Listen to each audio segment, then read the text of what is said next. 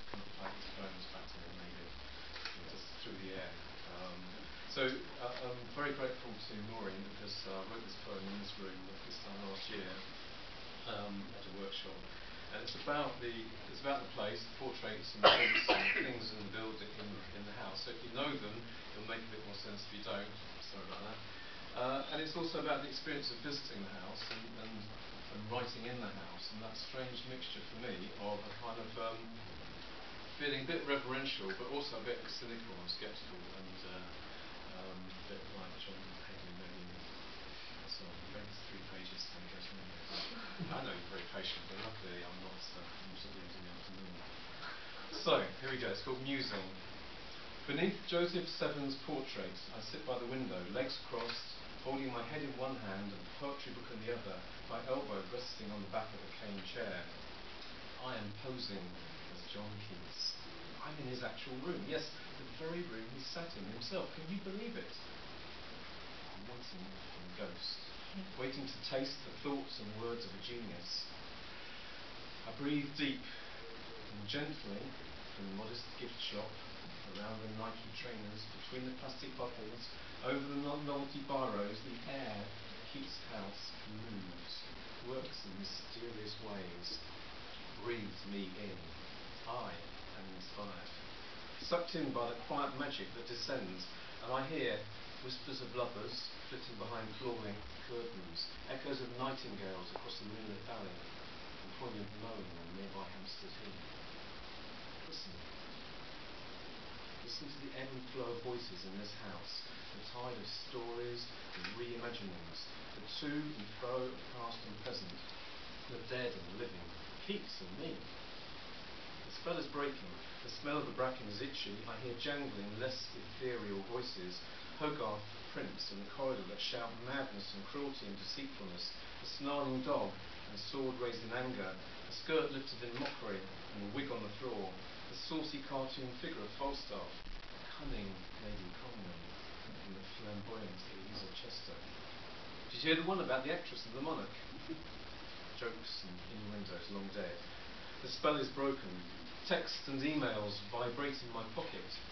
Eager, star-struck visitors endlessly reword the Keats experience. I imagine a playful conversation. Is it possible to feel without words, John? Are we burdened forever, John, by the knowledge that language is thought language? Is that all we need to know, John? The conversation flickers in the dusty breeze of years. I came in search of love and truth and beauty, but my words and other voices got in the way. I am not John Keats, and doesn't know me.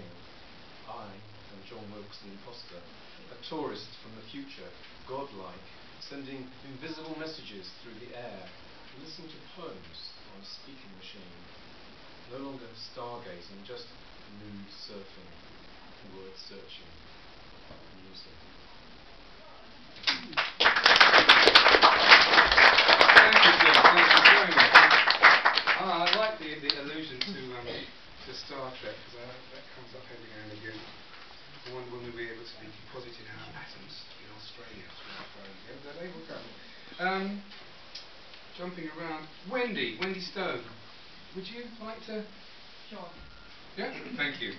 Ladies and gentlemen, please welcome Wendy. She is a writer, storyteller, performer and artist. In fact, you could call her a polymath. Does everything. And at the moment, she is involved in a new project at the Tate Modern at the Turbine Hall, of which she knows nothing. So she tells me, so it's going to be a surprise to go to the Turbine Hall. Ladies and gentlemen, please welcome Wendy Stone. Thank you. Thank you. Well, I guess from a workshop here, like somebody similarly before me, the poem is based on a room, and in fact came from 10 minutes, write something based on this picture. Here it is. Owl view. Red squawks, child's cry, grating legs, streaming eyes. Just an ordinary day or a drop into hell. Jumbled nothings, questions unspoken, looks ignored, feelings trapped, each struggles within their own bubble. Disaster rings. Granny must go. Children fled. No one sees how. Promised children. Is this reality or a future kingdom? Who's that holding the knife whilst tears spill? Red beams across the room, covering all. Is it from my heart or yours that it falls? Dead hopes, like cabbage forlornly spread. Onions shriveled like long discarded ideas. Yes, the rubbish of life lies under the table. And yet, death didn't visit after all.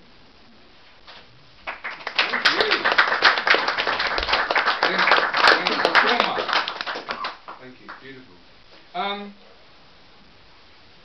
I think, Leon, how do you feel about getting up? Yeah, good. Okay. I met Leon last year when I was here for the poetry roast, where a number of poets roasted Benjamin, and Leon won. So, as he said, he roasted his nuts, and you have to think chestnuts or any other kind of nut.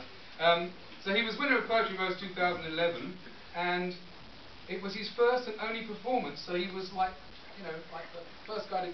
When you play your first ever test match, you get a century, one of those kind of situations. So, and this put him into this anthology. Please welcome Leon Odiet.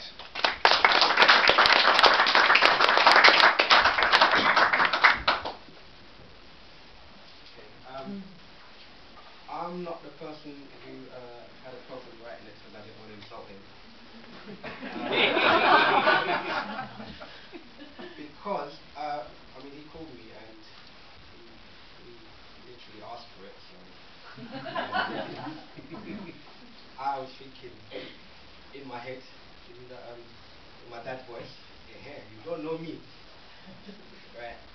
I'm going to interject here and say that he was terrified. He wasn't so sure that he was going to read it on the day. I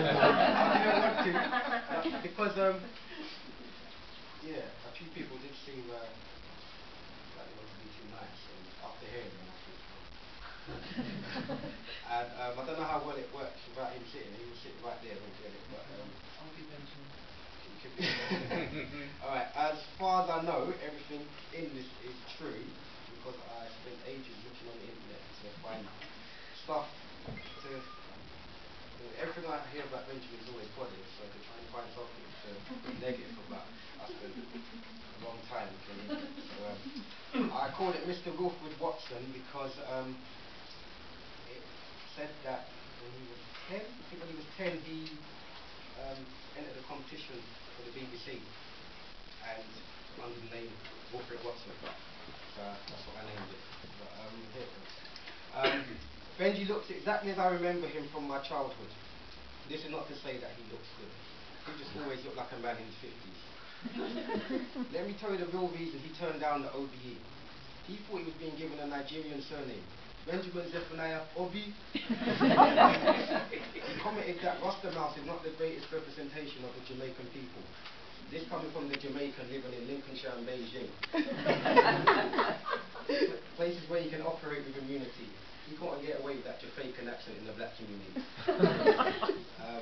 He said the accents in the show were not very accurate. The words pop, kettle and black spring to mind. That from Jamaican accent. A keen martial artist, he developed his own technique with the help of a master, his headmaster. It's called the art of not looking Afro-Caribbean, a technique he employs regularly in Lincolnshire. In his photos, his dreads suggest a giant of a man. If he was to cut them off, you'd see he's shorter than I am. A hospital ward named after him. There was an admin error. His name was meant to be linked to a disease.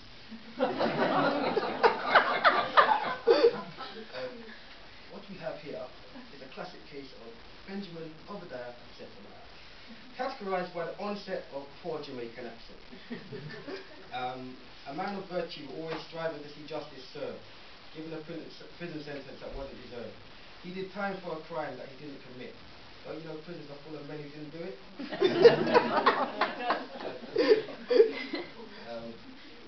So sorry, but I haven't looked at this since I performed it. Whilst in prison, the night watchman would let him out to spar. One night, Benji even put on a performance for him. I don't know about you guys, maybe it's just me, but I've never heard of a prison officer doing anything for free. I'm sure the two of them worked out some sort of fee. If he had to have an epitaph written about him, he said he would like it to read, he tried to love everybody, especially at night watching.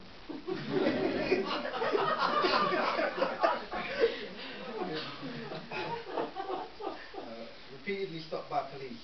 Proof that sometimes they get it right.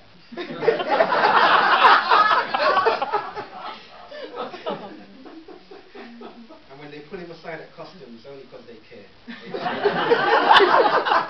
They know he's afraid of flight. He became a vegetarian aged 11. He didn't want to eat his friends. If normal children ate their mates, they'd be cannibals. Most children have human friends. Benji's mates were animals. His perfect day would start with him waking up surrounded by animals. Maybe the son was right to ask, would you let your daughter near this man? He practices martial arts, goes out every morning for a run, swears by his vegan diet, didn't go pew till 21. That wouldn't have sold the diet to me as a youth. The last bit doesn't really make sense here, but I wasn't even going to come here tonight to this place. After researching for this poem, I'm sick to death of seeing his face.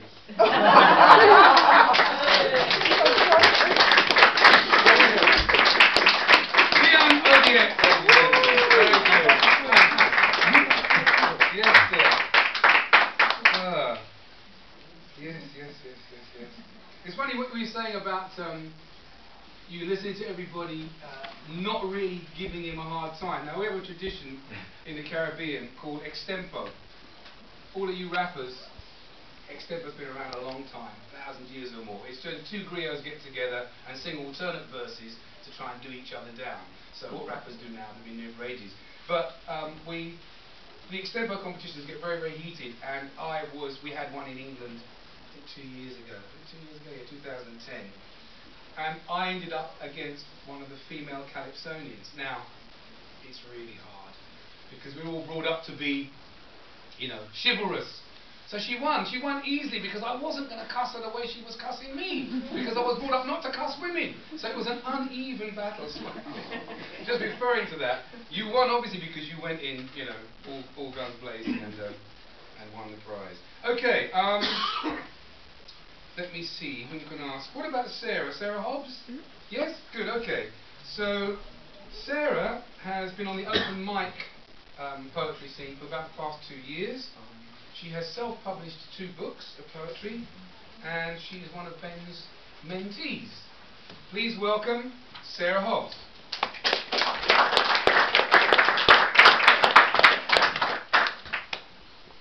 I must admit, just like Leon, I found it quite difficult to actually write something bad about Benji, because he's quite lovely, he's a lovely guy.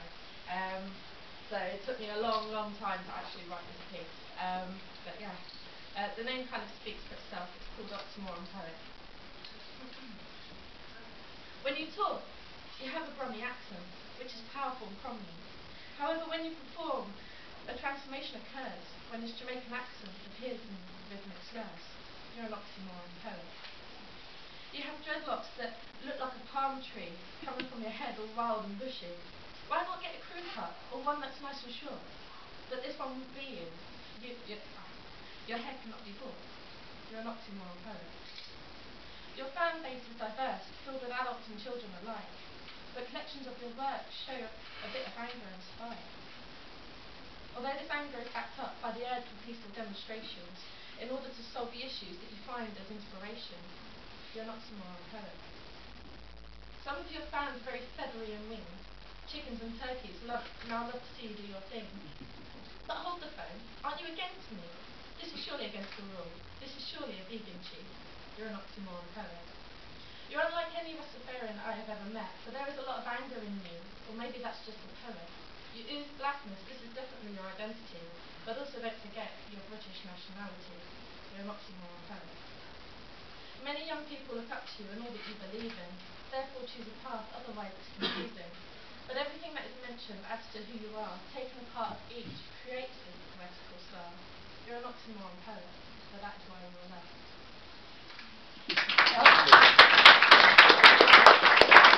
Thank you. I guess I must be too, because I switch into my sort of half Trini accent whenever I do my stuff, my ellipsos, because that's how it works. So, how about Stephanie? Stephanie Turner? Yes? Stephanie is working on her first pamphlet, she tells us. She's had some poems published in various magazines, and most importantly, for those of you who wish to go, on the 15th of June, there is a piece called Elephant in the Studio at the Roundhouse, in which she's appearing. Please welcome Stephanie Turner.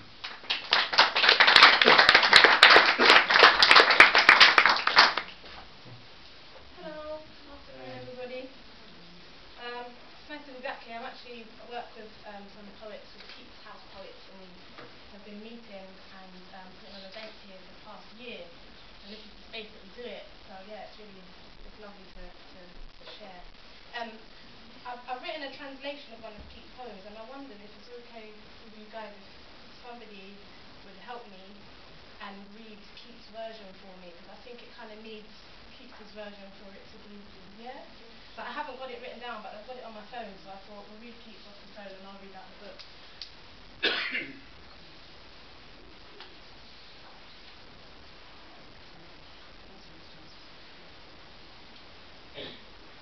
Okay, John Keats' Fairy Song Poem.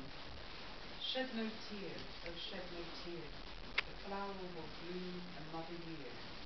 Weep no more, oh weep no more, young buds sleep in the roots' white core.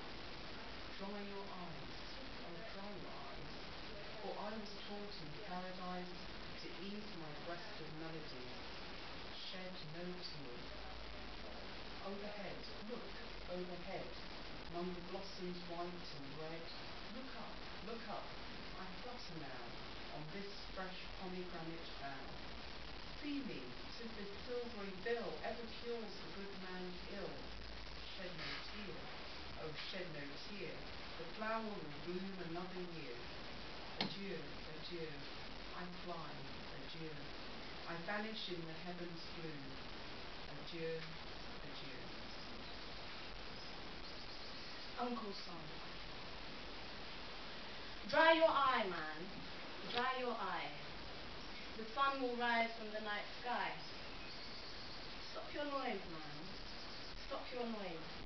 Young bloods don't sleep, they'll hear your voice. You can't vent, trust, you can't vent. 'Cause I was taught in torment to bottle my chest of melodies. Dry your eye. Head up, look, head up. Over the blocks get unstuck. Fix up, fix up. No gutter now on this plush planet's crown. You see me? It's this silvery note that cures the bad man's gloat. Dry your eye, man, dry your eye. The sun will rise from the night sky. Bless, bless, I'm out. Bless, I'm gone in the overcast grey. Bless.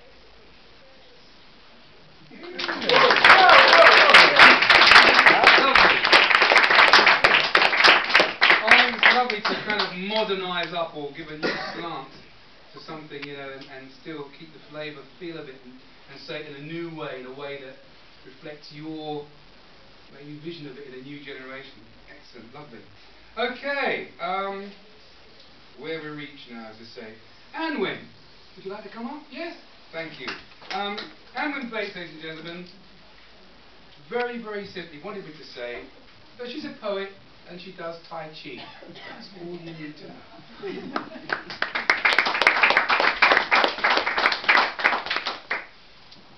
I'd like to thank all my supporters who come this evening, this afternoon.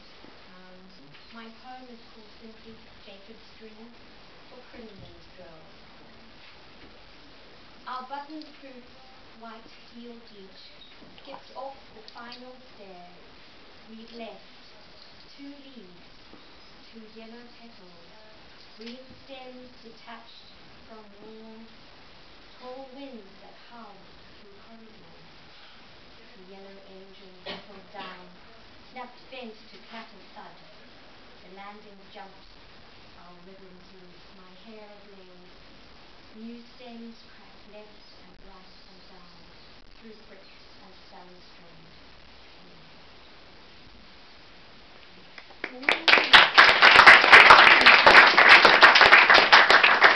Thank you, Anne. That was great. Thank you very much indeed. We got 1, 2, 3 people left, I think. Time for a fellow, I think. Yeah? Ackroyd? Musician and artist, story writer, student at Ealing, Hammersmith and West London College, and a lover of sports. Ladies and gentlemen, please welcome Ackroyd.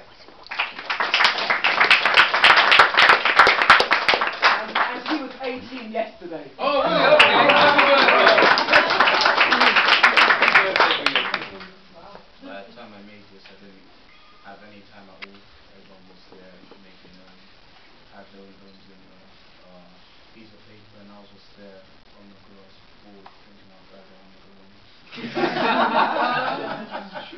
Honesty. But I decided to come up with something on the top of my head about how bad I didn't want to be here. It's called So I'm Thinking. So I'm thinking of a wappy rhyme with such little time, though I haven't really got a wappy mind, it is hard to find. My percentage of boredom is high, I guess it came from grand. It is around 99.999. Sorry to sound like a mess, never said I'm kind. I'd rather be playing table tennis like a mastermind. Don't hate cause the truth is I'm great like Optimus Prime. I always shine like a dime.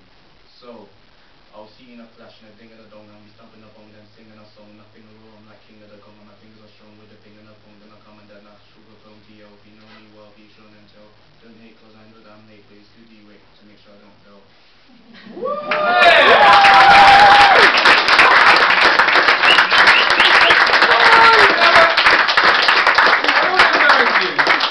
I don't want to embarrass you.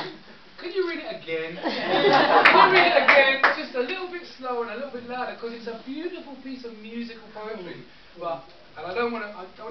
You're a little bit nervous because you're standing in front of all these people. Now you've done it, and the pain has gone. Do it again, because I think everybody would like to. Would you like to? Come on. Don't let your nerves get in the way. I don't want to get in the spot, but do it again and let us hear it, because it's a pulsating musical piece. It's a lovely piece. Okay. Can I just also say that when he first did this poem, actually, in this room, I think it was, he'd written it on his phone. Yes. So he was hoping to leave. He'd had enough of the work. But this wonderful thing came out. Yeah. Wonderful. Louder. So I'm thinking of a wappy rhyme with such little time. Though I haven't really got a wappy mind, it is hard to find. My percentage of boredom is high, guess it came from brand. It is around 99.999. Sorry to sound like a mess, never said I'm kind. I'd rather be playing table tennis like a mastermind. Don't hate cause the truth is I'm great like Optimus Prime. I always shine like a dime. So, I'll see you in a flash, and a ding and a dong. I'll be stomping a bong, then singing a song. Nothing will go wrong like king of the gong. And my fingers are strong with the thing and a bong. Then I'll come in a dash with a phone to yell. If you know me well, be sure and tell. Don't hate cause I know that I'm late, but excuse you wait to make sure I don't fail.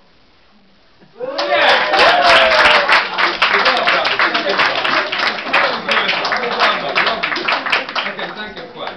So, Pauline. Yes? Pauline. Okay, Pauline Drayson. Pauline is a lecturer in theatre studies, and she writes for the Hammond High, and she has published her own piece called After Words. Not war, afterwards, after words. Pauline Drayson. I didn't write this in a room, I wrote it in the garden, under the mulberry tree. And it's called He Sat Solitary Under the Plum Tree. In actual fact, Keats didn't write under the mulberry tree, he wrote under the plum tree. It's a myth that he wrote under the mulberry tree. He sat solitary under the plum tree, maize blossom blowing in the wind. And then, as dusk approached, music, gentle yet penetrative, a songbird looking for his mate. Half a cleariol streamed out notes of glory to a poet's ear. He took a pen and wrote, and forever after, the memory of a nightingale's voice became an immortalized ode. Thank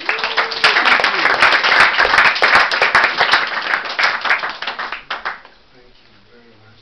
Okay, and I think we have reached our last performer. Yes, we have. There's only Melanie left. Melanie Crumb? Oh, oh, Georgiana. Oh, it's amazing. Would you like to come up now? Are you going to introduce yourself now that I've missed from it? Sorry. And who else? Is Georgiana and who else? Daniel Lubby's not here yet, but if he turns up... But if he turns up, Daniel that's too. And then Melanie.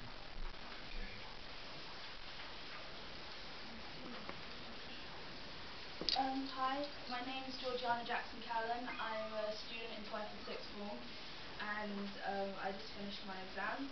My name is Georgiana with like an A after the I. People get confused, so I've heard Georginia, Georgia, Georgia for us. But this is called Ode to Keats, and I wrote this when I was here last year, I think, and I was just inspired by all the beautiful scenery. And I've had a chance to study Keats poetry since then, at A-level, which has been great. Young child Keats, your poetic feats back then were yet unknown. Gifted, solemn, sickly, quiet, lonely and alone. The girl you knew, the love that grew, tender, full and heartfelt, but that shining affection couldn't scatter the cards that fate dealt. Dying in Rome, your adopted home, the gilded, peeling grandeur, shivering, coughing, quaking, fading, lost in a feverish candour. Life comes and goes, it ebbs and flows, a lifetime or an hour, the opening and the closing of the petals of a flower. Thank you.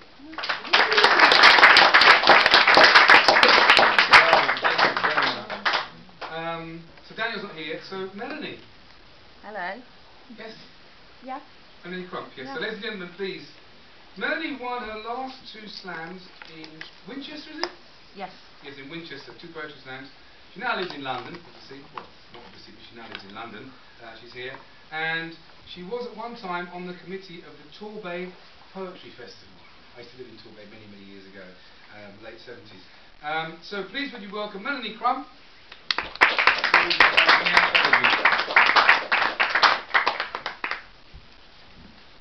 you. Hello. I'm really nervous now. What have you been nervous? No, it's scary, London. Right. This is like my homage to Mr. Zephaniah. I wrote something nice. Actually, on reflection, makes me sound a bit like a stalker, so I'm really wishing I wrote it. So anyway, this is We Are Poets.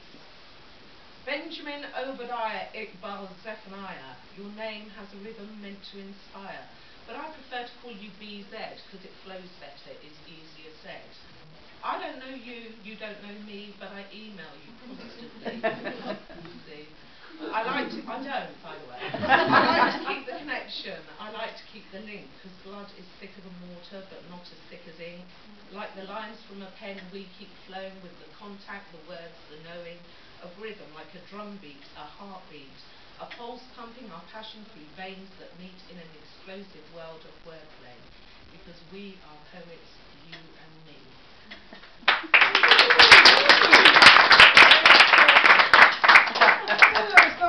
Thank you very much. It's excellent. We've got another hour.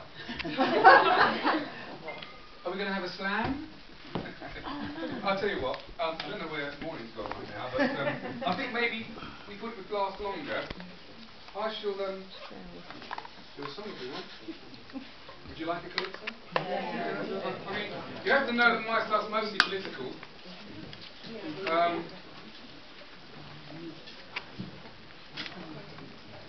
And I hope Daniel shows up. They're on their way. They're on their way, okay.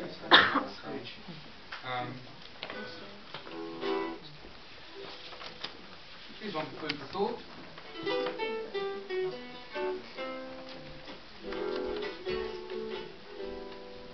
Is there one law for the poor and another law for the law? While they fight in crime, from time to time they will cheat to even the score. When they get found out, the the investigations are done behind a closed door. So it's one law for the lawmakers and another law for the poor.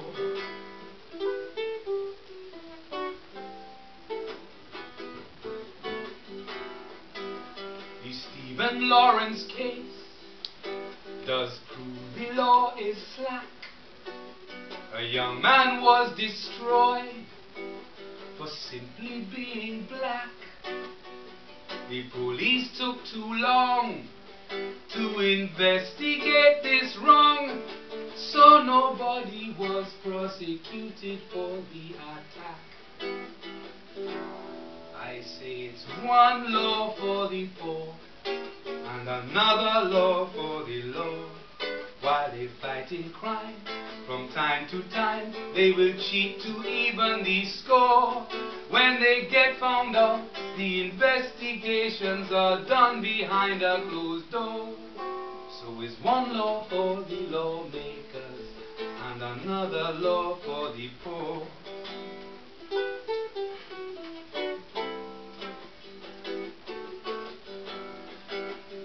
Years down the line, nothing much has changed. The excuses they use are boundless in their range. We pay them to protect, which is something they neglect. But what really cuts is the way they have no respect.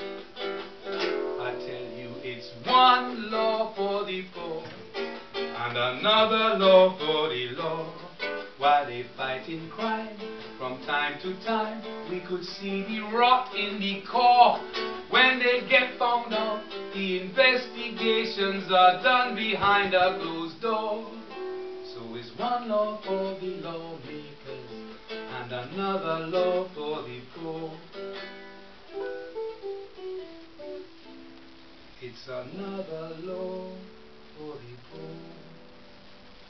And in the light of what's happening now, and Doreen trying to get her case back, it is absolutely true. Thank you very much. Yeah.